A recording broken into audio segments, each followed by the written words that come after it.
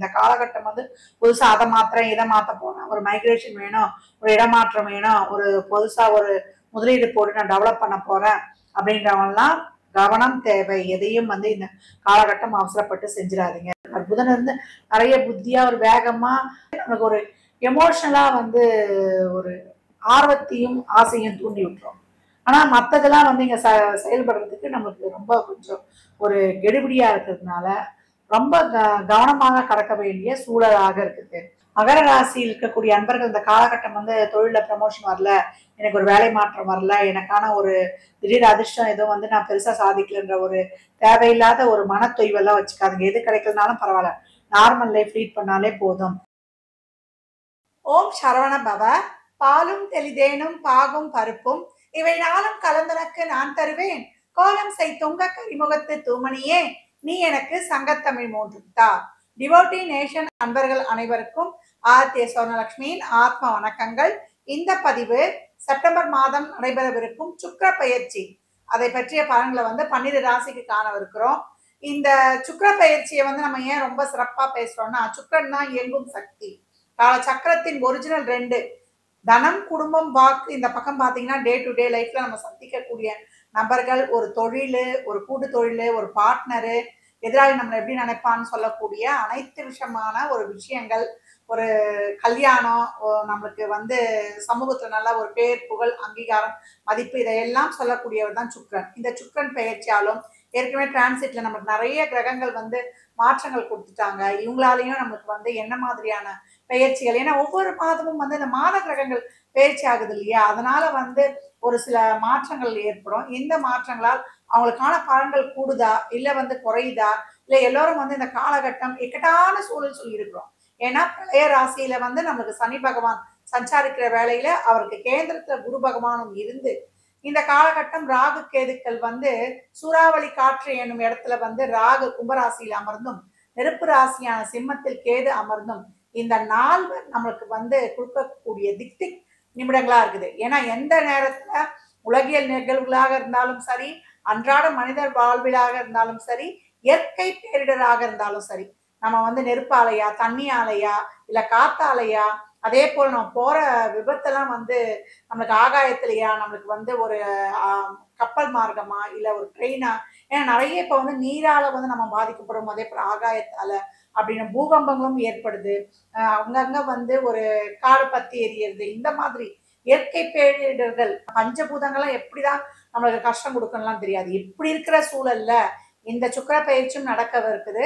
இதன் மூலம் நம்மளுக்கு வந்து 12 ராசிக்கும் என்ன மாதிரியான ஒரு சாதக பாதக பலன்கள் நடைபெறும் என்பதை இந்த பதிவுகளில் காணவிருக்கிறோம். இதில் சொல்லியிருக்கிற எளிமையான வழிபாடுகளை பின்பற்றி உங்கள் வாழ்வை வளமாக்கிக் கொள்ளுங்கள். மகர ராசி மகர லக்னத்திற்கான பலன்களை காணவிருக்கிறோம். இந்த சுக்கிர பயிற்சியில் அதிக கவனமும் விழிப்புணர்வும் இவர்களுக்கு தான் தேவை அப்படின்னு சொல்லியாச்சு. ஏன்னா மகர ராசியை பொறுத்த வரைக்கும் பூரண சுபர் அப்படின்னு வந்து சொல்லிடலாம். இந்த காலகட்டம் ஒரு 8ல் வந்து கேதுவுடன் இணையும் போது ஒரு செயல்பாடற்ற தன்மை வந்து அங்க வந்துருது. அவங்களுக்கு ரொம்ப ஒரு அச்சம் ஏற்பட்டுருதுன்னு சொல்லலாம். ஒரு நார்மலா ஒரு லைஃப் கிடக்குறோமா, ஒரு வேலை இருக்கு, ஒரு தொழில் இருக்கு, ஒரு வருமானம் இருக்குன்னா ஓகே. இந்த காலகட்டம் வந்து புதுசா அதை மாத்திரம் இதை மாத்த போறேன், ஒரு மைக்ரேஷன் வேணும், ஒரு இடமாற்றம் வேணும், ஒரு புதுசா ஒரு முதலீடு போட்டு நான் டெவலப் பண்ண போறேன் அப்படின்றவங்கலாம் கவனம் தேவை. எதையும் வந்து இந்த காலகட்டம் அவசரப்பட்டு செஞ்சிடாதீங்க. செவ்வாய் நிறைய தைரியத்துக்கு உழைக்கிறதுக்கு ஊக்கம் போடுறதுக்கு, ஏன்னா 10ல் வந்து அதே போல புதன் நிறைய புத்தி பலம், ஞான பலம் எல்லாத்தையும் கொடுத்துருவார்.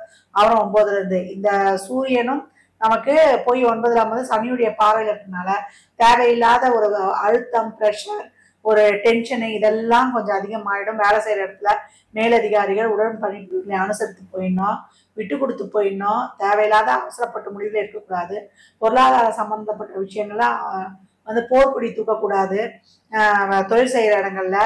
ஏன்னா சுக்கிரன் கேது வந்து அங்கே இணைந்து இருக்கிறதுனால ஒரு சிலர்லாம் வந்து யூனியன் லீடர் ஆகிட்டு அந்த காரணம் தீபாவளிலாம் வரும், நான் போனஸ்க்காக போர்க்குடி தூக்குறேன்னா செய்யாதீங்க. பணம் குறுக்கல் வாங்கல், வாய் வார்த்தை, ஜாமீன் போன்ற விஷயங்கள் அதிக கவனம். இப்பெல்லாம் வந்து ஒரு திருமணம் சார்ந்த விஷயங்கள்லாம் போறீங்கன்னா மனசுக்கு பிடிச்ச மாதிரி அமையாது. நீங்க ஒரு கற்பனை பண்ணியிருப்பீங்க, நல்ல அழகு, அறிவு, டேலண்ட்டு, ஒரு ஸ்கில்லு, ஒரு ஷார்ப்பு, அப்படியே அவரை பார்க்கும்போதே எனக்கு வந்து ஒரு ஈர்ப்பு இதெல்லாம் ஏற்பட்டுருக்கணும்.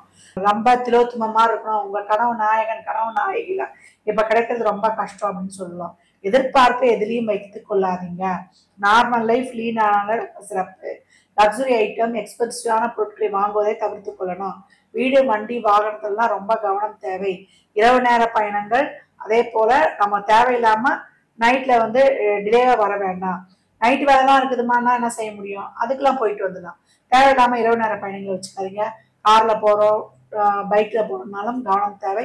ஹெல்மெட் இல்லாம போகாதீங்க. உடல் ஆரோக்கியத்தில் கவனம் தேவை. டைஜஷன் பிரச்சனை கோளாறு வந்துடும்.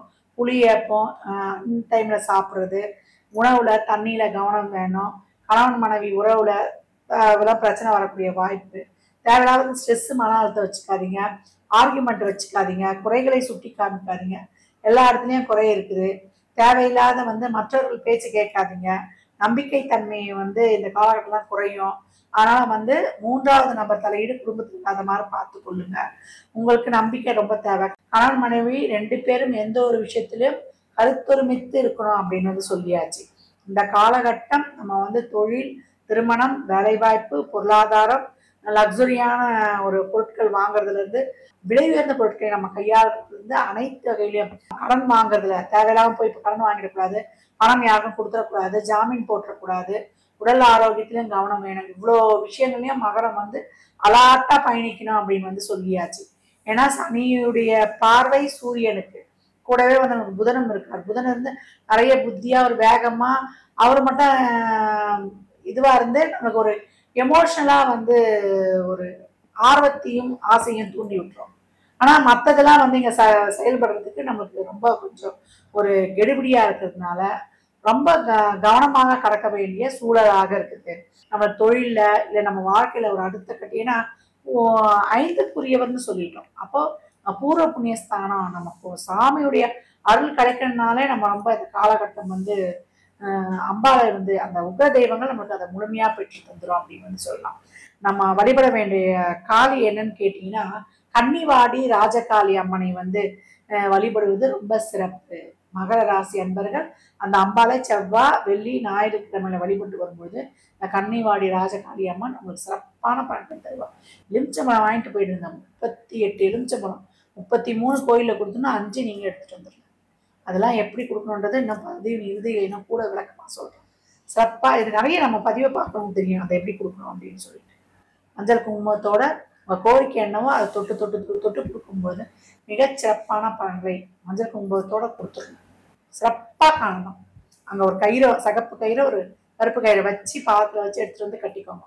நிறைய வச்சுட்டு எடுத்துட்டு வந்துருங்க. ஏன்னா ஒவ்வொரு அமாவாசைக்கும் மாற்றும் போது மிகச்சிறப்பான பலன்களை காணணும்.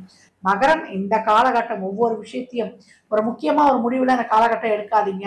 முதலீடுகளிலே கவனம், உறவுகளில் கவனம், உடல் ஆரோக்கியத்தில் கவனம், பணம் பொருட்கள் வாங்கல கவனம். இல்லை ஒரு முக்கியமான முடிவுகள்லாம் எடுக்கணும்னா அந்த ஃபீல்ட்ல அனுபவஸ்தர்கள கேட்டு முடிவெடுப்பது ரொம்ப சிறப்பு. மகரம் இந்த காலகட்டம் கவனமா இருக்கணும். இந்த நிலைமெல்லாம் மாறுமானா இனி வர காலகட்டங்கள் மாறும். அதிசாரத்துல குரு பயிற்சி ஆக போறாரு.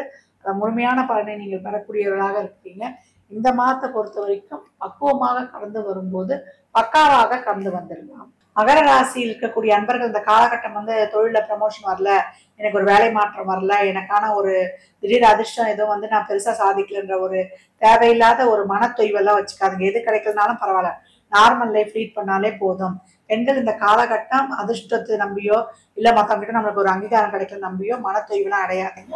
அப்பப்போ ஏற்படக்கூடிய டிப்ரெஷன்லாம் இறை வழிபாடு மூலம் சிறப்பா கடந்து வந்துருங்க. மாணவர்களுக்கு நிறைய வந்து ஒரு உதவிகள்லாம் கிடைக்கும். நல்ல ஒரு சிறப்பான ஒரு ஆட்கள்லாம் உங்களுக்கு கிடைத்து அவர்கள் மூலமா நிறைய புதிய விஷயங்களை கற்றுக்கொள்வீங்க. நல்ல ஒரு மேற்படிப்புக்காக வெளியூர் போறது, அதற்கான ஒரு லோன் கிடைக்கிறது, புதிய புதிய விஷயங்களை கற்று நல்ல ஒரு புத ஆத்திய யோகம் நல்லா ஒரு சிறப்பா வேலை பார்த்து நல்ல ஒரு ஆராய்ச்சி கல்வி கற்கணுன்றவங்களுக்குலாம் மிக சிறப்பான காலகட்டமாக இருக்கு.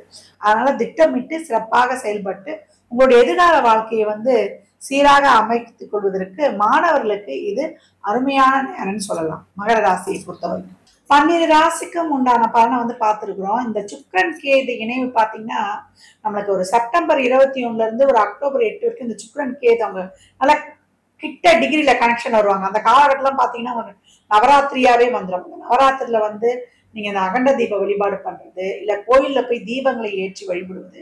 இந்த அகண்ட தீப வழிபாடுலாம் எப்படின்னு நம்ம பின்வரும் பதிவுகள் எல்லாம் நம்ம பார்க்கலாம். அந்த மாதிரி அந்த 9 நாளுமே வீட்டுல தீபம் எரிவது அவ்வளவு விசேஷம். அந்த மாதிரி வழிபாடு பண்ணுவது நம்ம சொல்லியிருக்கோம் இல்லையா, அந்த பதிவுல ஒவ்வொரு ராசிக்கும் ஒரு காளி கோயில் சொல்லியிருக்கோம். அந்த காளி கோயில் நம்ம போக முடியலன்னா பரவாயில்ல, நம்ம வந்து அந்த காளி படத்தை வந்து டவுன்லோட் பண்ணி வச்சு நம்ம தீபம் ஏற்றி வழிபடணும். நம்ம காளியெல்லாம் வீட்டுல வச்சு கும்பிடலாமெல்லாம் தாராளமா. துர்க்கை இருந்தாலே அவளை அங்க ஆவகாரம் பண்ணிட்டாலே காளியா மாறிடும். நீங்க எந்த காளியை வழிபடணும்னு நினைக்கிறீங்களோ அந்த காளியை வந்து நீங்க தீபம் ஏத்திட்டாலே அந்த தீபத்துல வந்து அந்த அம்பாள் ஆவாகனம் ஆயிடுவான்னு சொல்லலாம். இந்த வழிபாடுலாம் நீங்க ராகுகாலம், நான் நம்மளுக்கு ஒவ்வொரு பதிலும் நான் அதை வலியுறுத்துறேன். ராகு காலத்துல வரக்கூடிய கடைசி 24 நிமிடம் உங்களுக்கு அவ்வளவு சிறப்பா வேலை பார்த்துரும். துர்க்கை படம் இருந்தா கூட அந்த படத்துலயா காளியா அந்த அம்மா நினைச்சு கும்பிட்டா அந்த அம்மா அந்த மாறிடுவாங்க. அப்படி வந்து செயல்படக்கூடிய ஒரு சிறப்பு. அங்காள பரமேஸ்வரிலாம் சொல்லவே வேண்டாம். மயான காளிலாம் வந்து எங்கெல்லாம் இருக்குதோ மயானமும் காளி கோயிலும் அங்கெல்லாம் சென்று வழிபடுவதெல்லாம் ரொம்ப சிறப்பு. இந்த காளியை வந்து நீங்க டவுன்லோட் பண்ணி வழிபட்டாலும் சரி, இல்ல உங்க அருகே இருக்கக்கூடிய எல்லை காவல் தெய்வங்கள், உக்கிரமான தெய்வங்களை வழிபடும் பொழுது இந்த காலகட்டங்களை வந்து சிறப்பா இருக்கும். இந்த நவராத்திரி வழிபாடுல வந்து இந்த 9 நாளும் நீங்க வழிபடும் பொழுது இந்த நாள் அந்த கிரகங்களின் சேர்க்கையால் ஏற்படக்கூடிய அசம்பாவிதங்கள்லாம் வந்து உங்களுக்கு தவிர்க்கப்படும். ரொம்ப பெருசா வரதெல்லாம் சிறுசா ஆயிடும். அந்த ராகாலத்தில் வரக்கூடிய 24 நிமிடத்தில் நீங்க வழிபடுவதும், யமகண்டத்தில் வரக்கூடிய அந்த 24 நிமிடத்துல கோவிந்தா கோவிந்தான்னு சொல்லும்போது காக்கும் கடவுளாகிய திருமால் உங்களுக்கு மிக சிறப்பான செல்வ செழிப்பை கொடுத்துருவார். யார் யாருக்கெல்லாம் பணம் வேணும், பணம் வேணாம்னு சொல்றவங்களாம் இருக்கிறோமா, அந்த மாதிரி காக்கும் கடவுளாகிய பெருமாள் நம்மளை வந்து காத்து ரட்சிப்பான் அப்படின்னு சொல்லலாம். பரிகாரம் ஒண்ணுமே கிடையாது. அன்றாட வாழ்வுல நம்ம செய்யக்கூடிய நித்திய வழிபாடு.